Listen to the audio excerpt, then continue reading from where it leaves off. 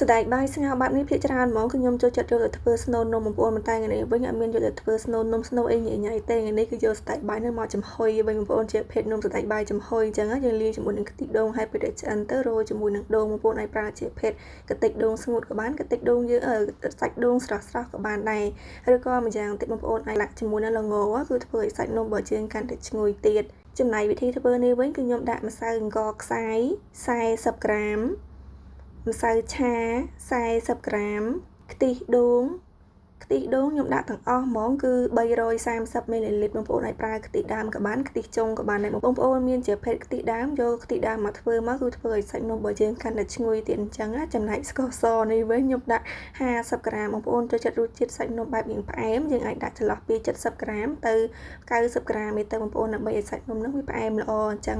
ខ្ញុំបានបន្ថែមអំបិលបន្តិចដែរហើយយើងកូរម្សៅជាមួយនឹងខ្ទិះដូងអីផ្សេងៗហ្នឹងឲ្យវាចូលសព្វគ្នាបន្តិចគ្រឿងផ្សំចុងក្រោយគេនេះគឺខ្ញុំយកស្ដេចបាយដែលបានស្ងោរឆ្អិនចំនួន2ខាំស្ដេចបាយនេះបងប្អូនអាចយកទៅស្ងោរក៏បានចំហុយក៏បានដែរបងប្អូនធ្វើម៉េចឲ្យតែស្ដេចបាយនឹងឆ្អិនបានល្អអញ្ចឹងចំពោះខ្ញុំដាក់ស្ដេចបាយដែលបានស្ងោរឆ្អិនហ្នឹងចំនួន2ខាំ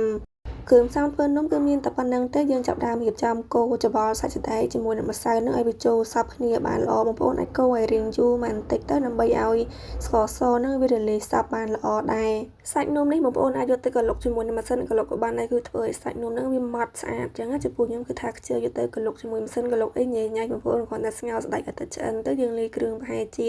2-3នាទីយើងអាចយកមកដាក់ចំហុយបានហើយចូលមកការចម្អិននេះវិញយើងដាំទឹកក្តៅប្រហែលជាកន្លះឆ្នាំងទៅដាំឲ្យពុះហើយចានដើម្បីកុំឲ្យសាច់នំនឹងស្អិតជាប់ចានបងប្អូនចំហុយចាននឹងប្រហែលជា5នាទីអីសិនទៅដើម្បីឲ្យចាននឹងវាក្តៅបានល្អហើយយើងដកកំហុបឆ្នាំងនឹងចេញមកលាបប្រេងឆាបងប្អូនដើម្បីកុំឲ្យសាច់នំវាស្អិតជាប់ចានដែរហើយយើងលាបឲ្យពេញសាច់ចាននឹងទៅខ្ញុំដួសសាច់នំឬក៏សាច់ម្សៅជាមួយនឹងស្ដេចនឹងដាក់ចូលទៅចំហុយនំនេះគឺយើងអាចចំហុយបានពីរបែបបងប្អូនចង់ចំហុយបែបមានសាច់ក្រាស់ៗចឹងក៏បានឬក៏យើងអាចចំហុយដួសមកវែកតូចៗបងប្អូនធ្វើស្ដើងទៅពេលដែលសាច់នំឆ្អិនយើងរមូលបញ្ចូលគ្នាហើយប្រឡាក់ជាមួយនឹងសាច់ដូងក៏បានប្រឡាក់ជាមួយល្ងក៏បានបងប្អូនយើងធ្វើបែបហ្នឹងក៏ញ៉ាំឆ្ងាញ់ដែរខ្ញុំបានរៀបចំសាច់ម្សៅអញ្ចឹងហើយយើងយកកំហុបឆ្នាំងបងប្អូនកុំភ្លេចរុំជាមួយនឹងកម៉ាក៏បានកសែងក៏បានដែរយើងរុំគម្របឆ្នាំងផងដើម្បីកុំឲ្យវាមានជាតិសំណើមឬក៏ជាតិទឹកស្រក់នៅលើសាច់នំចំពោះខ្ញុំវិញគឺបានរុំទៅបងប្អូនវាមានជាតិទឹកស្រក់នៅលើសាច់នំដែរសម្រាប់នំនេះគឺខ្ញុំចំហុយរយៈពេល30នាទីទៅ35នាទីបងប្អូនគឺសាច់នំឆ្អិនបានល្អហើយមុននឹងយើងដកសាច់នំនឹងចេញពីចានបងប្អូនទុកឲ្យសាច់នំនឹងចុះត្រជាក់សិនណាចាំយើងដកចេញពីចានមកគឺវាអត់មានស្អិតជាប់ចានអីញ៉ៃទេហើយយើងងាយស្រួលកាន់ញ៉ាំទៀតសាច់នំបែបយ៉ាងទន់ស្វិតតិចហើយញ៉ាំប៉ះជាមួយនឹងស្ដេចមកគ្រាប់អញ្ចឹងទៅបងប្អូនគឺថាញ៉ាំជក់មាត់មែនតើបងប្អូនមានពេលអី